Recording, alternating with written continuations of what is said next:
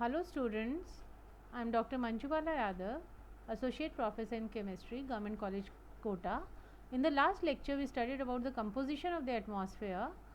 Today we will study about the different layers of the atmosphere, that is the physical structure of the atmosphere, and in the next lecture we will be taking the different reactions mentioned in the syllabus, their kinetics and mechanism. Now if we see the structure of the atmosphere, we say that it is integral part of the earth. It surrounds the earth from all sides and it extends up to about 1600 kilometers from the earth's surface. And the atmosphere can be divided into 5 layers uh, according to the diversity of temperature and density.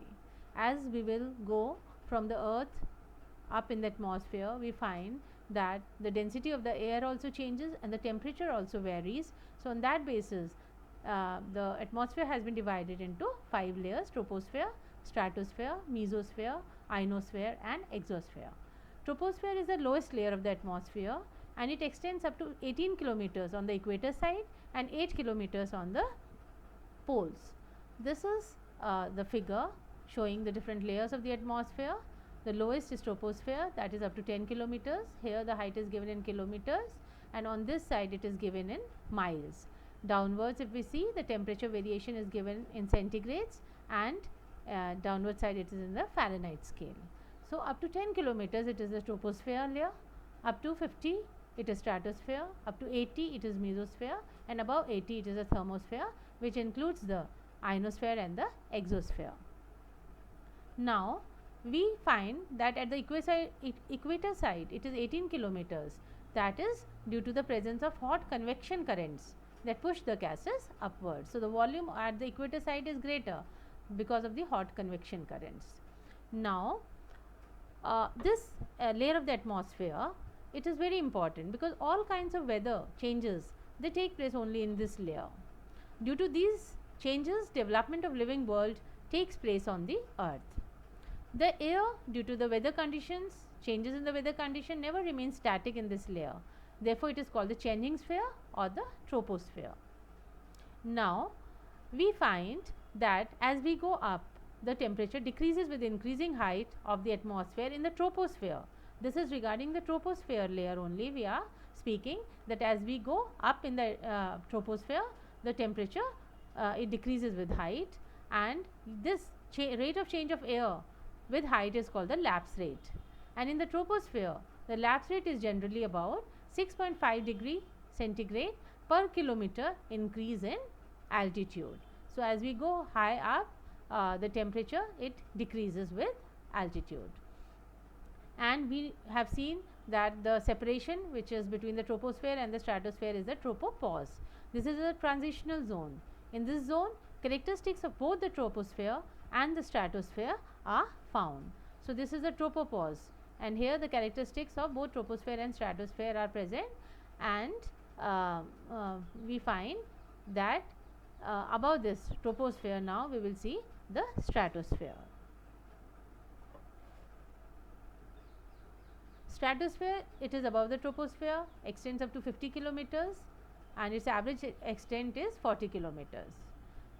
From 10 kilometers to 20 kilometers, the temperature remains almost the same in the lower part of this layer, because as we had seen, the troposphere is up to 10 kilometers and from that the stratosphere layer starts. So 20 kilometers, that is above the troposphere 10 kilometers, here the temperature remains almost the same.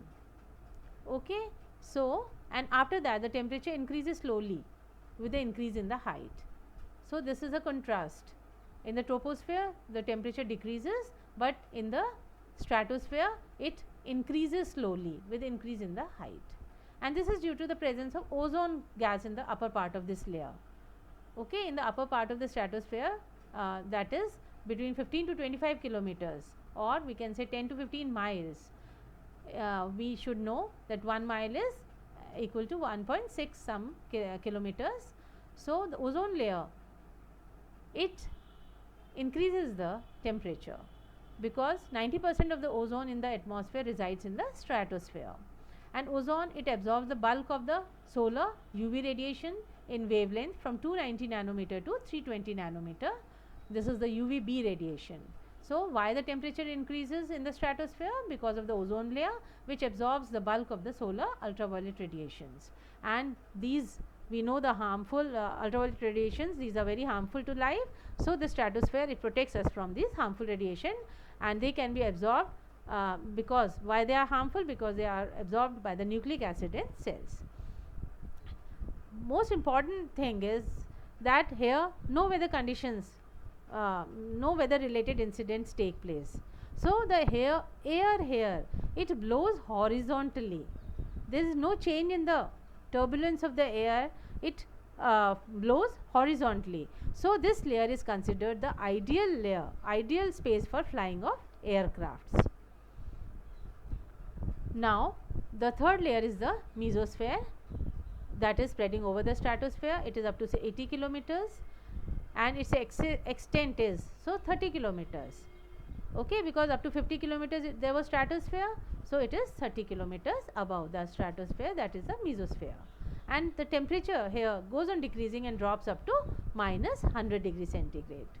So, if we see the figure again, we find that up to 10 kilometers it was troposphere, and from 15 to 20 kilometers, 15 to 25 kilometer, it is the maximum ozone concentration here, due to which the temperature then again rises. In this part the temperature was constant, so we found it ideal for flying aircrafts and all. Then at stratopause, that is the separation between the stratosphere and the mesosphere, from here the mesosphere starts. So, from 50 to 80 it is 30 kilometers, and the temperature is drops up to minus 100 degrees centigrade. Now, the ionosphere, this is the fourth layer of the atmosphere located above the mesosphere, spreads up to the height of 400 kilometers, okay, from the surface of the earth, and we find the width of this layer is about 300 kilometers. Now, here again the temperature, it starts increasing again with increasing height of this layer. So, in troposphere the temperature decreases with height. From 10 to 20 kilometers it remains constant. Again the temperature increases up to the stratopause. Again here it is constant, because this is having the characteristic of both stratosphere and mesosphere. The air here is the temperature is constant, and then from here, that is 50 kilometers to 80 kilometers, the temperature again rises. That then for a small height, that is 10 kilometers, again it is constant, and then the temperature again rises. So, here it is decreasing, constant, increasing, then constant, then again this is decreasing. This is the decreasing temperature up to minus 100 degrees centigrade in the mesosphere, and then again here it is increasing. So, this is the sequence of the temperature changes. So, in the ionosphere the temperature again increases with increasing height in this layer, and here the electrically charged currents, they flow in the air. Radio waves are reflected back on the earth from this sphere, and due to this radio broadcasting has become possible. Now, if in the stratosphere we saw the ozone layer, so we should know that ozone also, it is of two types, one is the bad ozone and one is the good ozone.